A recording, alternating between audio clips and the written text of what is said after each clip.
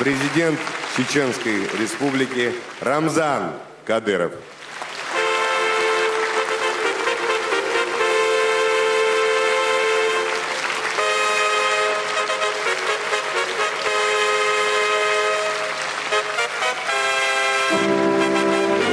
Добрый вечер. Я рад приветствовать вас всех. Действительно, я сегодня горд и счастлив, потому что мой отец сохранил этот Грозный. Были очень много инициативы, чтобы переименовать или перенести Грозный на другое место. Он сказал, мы будем Грозный восстанавливать. Это наша гордость, это наша легенда, город Грозный.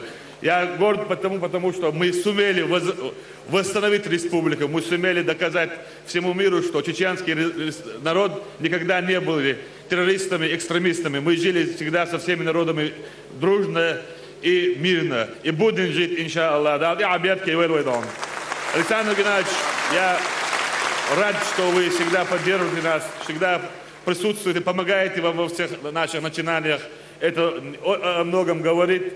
Вот сегодняшнее открытие, так скажем, делового центра, это еще плюс подарок Дню города Грозный. Это не просто подарок, мы можем принимать гостей, пятизвездочный отель, где раньше у нас стояла гостиница «Чайка», и самый высотный дом был 16-этажный. Сегодня 45-этажный дом и лучшая гостиница, так можно сказать, из лучших гостиниц на Северном Кавказе.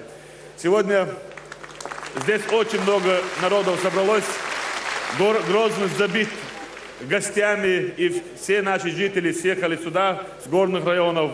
Я рад поприветствовать их и поздравить нашими праздниками.